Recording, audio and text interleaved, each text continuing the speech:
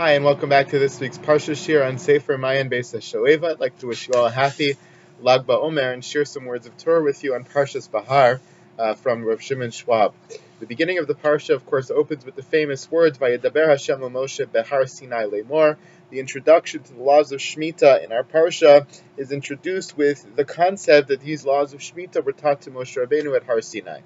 And Rashi raises the famous implicit question on the pasuk. Implicit question on the pasuk is, why is the mitzvah of Shemitah singled out as a mitzvah that was taught at Har Sinai when all the mitzvahs of the Torah were taught at Har Sinai? Why dafka here? When it comes to Shemitah, does it say Vayedaber Hashem Moshe Behar Sinai Lemor? Weren't all the mitzvahs taught by Har Sinai? Every pasuk in the Torah could start this way, Vayedaber Hashem Moshe Behar Sinai Lemor. Why here? Rashi hevi divrei Torahs Kohanim, ma inyan Shemitah atzel Har Sinai, v'alo kol hamitzvos nemru misinai. Torahs Kohanim already raises this question as quoted by Rashi. V'ayin b'mefarshe Rashi shenir midivreihem. Those who analyze Rashi, the mefarshe Rashi, they say that really what the question is driving at. The question that's being asked here is Akushtihi mai shna Shemitah mikol mitzvos Torah lahasmich mitzvah Shemitah lahar Sinai. We're not questioning the concept that it was taught at Har Sinai. We know it was taught at Har Sinai. All the mitzvahs taught at Har Sinai. That's not surprising at all. The fact that it's elaborated upon in the Torah is not surprising at all. What's the question of the Torah's Kohanim, the question of Rashi, is why is Shemitah chosen as the one time where the Torah goes out of its way to say and to explicitly mention that this was taught at Har Sinai? Umetaretz, the answer of Rashi is L'lamed HaKlal. Shalma Shemitah nemru pratea v'diktukea yachad im klaloseha b'Har Sinai af kol hamitzvos came to teach us that just like Shemitah was taught, not just in generalities at Har Sinai, but as we see here in Parshat Behar, even these very explicit details of Shemitah were also taught at Har Sinai. So we could learn a klal, we could learn a rule, which is that all mitzvos, their klalim and their pratim, their details and their overarching views, are all taught at Har Sinai as well. It's not like we only have headings at Har Sinai and that other things were taught afterwards, but even the dikdukah, even the details of every law were taught at Har Sinai, just like these were taught. Akati, he says, however, even with that answer, it still doesn't really answer the question, truthfully. Akati tzarich biur, halo hayu yicholim lahasmich mitzvah acheres etzel Har Sinai l'lamed hazot klal. Any other mitzvah that's detailed in the Torah could have began with Vayedaber Hashem Moshe Lemor Behar Sinai Lemor, so and so and so and so, right? It could have taught over there, just like over here, all the details are being taught at Har Sinai, mentioned that they were taught at Har Sinai, so too with all of the mitzvahs. Why does it choose Shemitah, which is detailed in our Parsha, as the example of the mitzvah that proves this rule, that every mitzvah with all its detail was taught at Har Sinai? So I think Rav Schwab offers, this question is raised by everybody, many, many different answers. I think Rav Schwab has an interesting take on it here. Hanira bazeh, the shiny Shemitah, she'etzem ha-mitzvah more shenemra b'Sinai. Shemitah is different than other mitzvahs because the very nature of the mitzvah proves, without it being stated in the pasuk, proves that it was taught at Har Sinai. V'hi Torah min hashamayim, it has to be given by God. She'im timtza lomar shemitzvot Torah hem dvarim shebadu chachmei Yisrael milibam kmo shetonim hakofrim lo haya mitzvah k'shmita b'Torah. Proves something very important. By its nature, it has to be that it's Torah min hashamayim, that it's directly from HaKadosh Baruch Hu. Because if you want to say, like the heretics say, that these mitzvahs of the Torah are things that the rabbis, the sages made up on their own, if that was true, the mitzvah of Shemitah would never have been included in the Torah at all. Because what human being would make up such a ridiculous, difficult mitzvah that absolutely makes no sense in the realm of human relations? Kish seichel enoshi soledes me'inin hashmita. We're burned. Regular human intellect is burned. We recoil from the concept of Shemitah. V'af kshetimtza lomar shesada bora davar bari. Even if you say an empty field that's not worked is something healthy for the land, v'goremes letzmicha b'yeser, and you say that it helps the land grow even more, like we know from actual reality of today, and certainly scientists prove that. Mikomakom lo hayu gozrim shekol hasados v'akramim kulam yishpetu b'shana achas kulam yachad. One would never make up a rule that all the fields have to lie fallow at the same time in the same year so they yield nothing. You arrange it like farmers do by shifting the crops that you let rest in different time periods so that they have time to regenerate while you have other fields that are growing food. No human being with any seichel would ever institute a mitzvah like Shemitah as it's stated in the Torah. It's likely and liable to cause great financial hardship in the land and to cause famine. ובפרט בשמיטה השביעית הרצופה והסמוכה לשנת היובל, no one especially would institute the seventh Shemitah, which is back-to-back with Yovel. You have 2 years in a row with this problem. ומשום הכי נקטה התורה שמיטה מבין כל תרי"ג המצוות, כי מצווה שמיטה יש לה הגושפנקה של הר סיני, והכל מודים שזוהי דבר אלוקים מן השמיים. Shemitah was chosen as the paradigm of the mitzvah that was taught at Har Sinai, because by its nature, it has to be that it was divinely given. No human being would come up with such a ridiculous mitzvah. It has the gushmanka, the stamp of Har Sinai embedded in the mitzvah itself. Ki mitzvah kazos lo yivade aseichel enoshi milibo, umashmita nemra b'Sinai b'klal oseo pratea v'dikdukea af kol hamitzvos kain. Just like any human being can plainly see 1,000% that this mitzvah of Shemitah was taught at Har Sinai, meaning it came from God, and God Himself, and God alone. By its very nature, one can see that. So that's why it's chosen as the paradigm for all mitzvahs, so that we learn, just as the mitzvah of Shemitah was taught at Har Sinai, meaning it came from God, so too all mitzvahs, you have to believe, came from God as well. And it's used as the paradigm because it's such an anti-rational, anti-logical mitzvah that one would plainly point to it and say, oh yeah, of course that's Mihar Sinai. It's not hard to buy, it's not hard to take, it's not hard to believe. We understand it has to be Mihar Sinai, it has to be Torah Min HaShamayim. And therefore it's used as the model. Just like everyone recognizes that is Mihar Sinai, so too you have to extrapolate and say all the other mitzvahs from Mihar Sinai as well. Interesting perspective, a little different from I think what the normal answers are given to this question on Rashi, and something to think about. A second comment that I want to share from Rosh Schwab is a little later in the Parsha, from the fifth Aliyah. Fifth Aliyah talks about a person who becomes impoverished, and the obligation that we have to help that person and to get them back on their feet.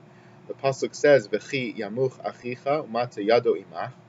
When your brethren, someone part of the Jewish people, is impoverished, and mata yado, and their hand starts to falter, imach, and they're in your midst, behar chazakta bo, you should strengthen them.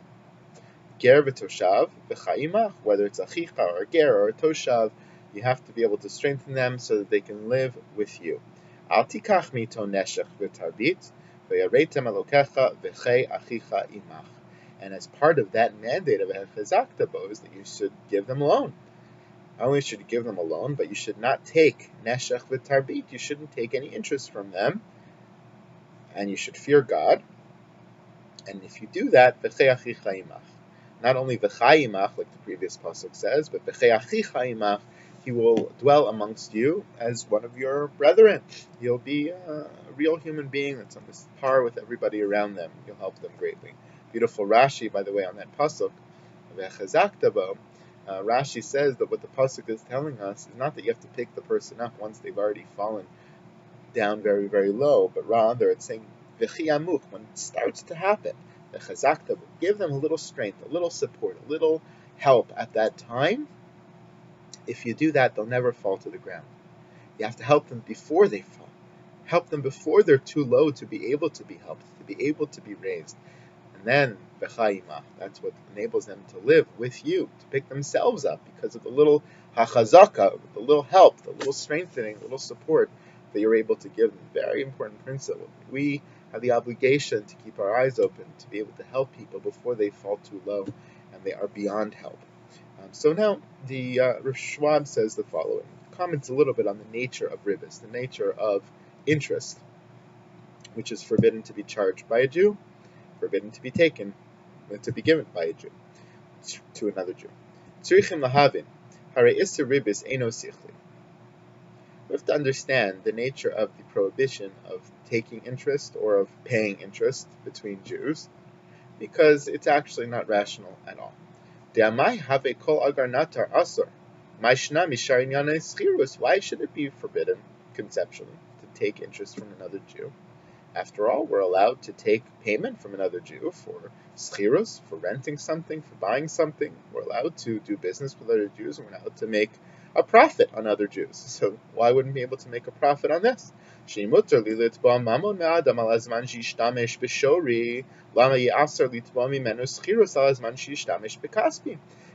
there's no difference. If I can charge a person for the time that they rented or took my shore, my animal, my car, my home, whatever else they take from me, I'm allowed to charge them for the rental, for the usage of my home, of my animal.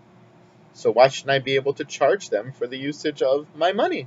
When I give them my car, I get payment for it. When I give them my money, I should also get payment for it. Conceptually, there's no difference. It doesn't make logical sense why one should be forbidden and one should be permissible. Ve'efshar lahasbir gives a very short, very simple answer, which I'm not sure is the only answer to this question, but an interesting one. Efshar lahasbir. Shehagam sheribis eina avla bitchum olam hamischar. The whole concept of ribis, of interest, is not something that's such an avla. It's not a terrible thing. It's not an immoral thing. It's not an unethical thing in the world of business. Just like he said before, it's absolutely rational. Just like you charge people for the rental of your car or whatever else, equipment, things that you have to rent out. So too, you charge them for the rental of your money. When someone wants to use your money, you charge them for that. That's not something that's immoral. It's not a terrible thing to do to other people, conceptually. Avab miskeres hamishpacha ein lamakom lo notlim ribis ne'ach. The whole point here of the pasuk, and the reason why achicha, ki yamuch achicha, v'chai imach, v'chai achicha imach. The reason the concept of brotherhood is mentioned so much in this pasuk, the reason why the concept of imach, alongside you, is mentioned so much in the pasuk is because what the Torah is trying to highlight is the true avla of ribis. The problem with charging ribis is not a conceptual moral problem. It's not a societal problem. It's a problem that has to do with family. When you're in the misgeres, in the framework of a family, you don't charge interest. You don't charge interest to an ach, to a brother.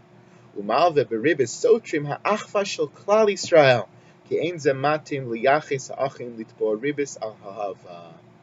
There's no moral problem per se in charging interest. The problem of charging interest is that it destroys the ties of brotherhood, the closeness of family, the relationships between those people who are closest to each other. That's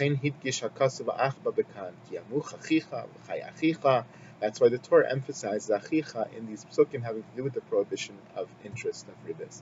Rosh Schwab is saying is that when a person needs you the most, you have every right in the Torah, in regular business dealings, in a regular world, you have every right in the Torah, even when a person's in a desperate situation, if they're utilizing your assets, whether your money or your car or your home, you have a right to charge them for it. There's nothing wrong with that, nothing immoral about that. But there's another tangential, almost, byproduct of doing that, which is when a person is really in desperate need and you charge them to be able to use your assets that might help them get back on their feet,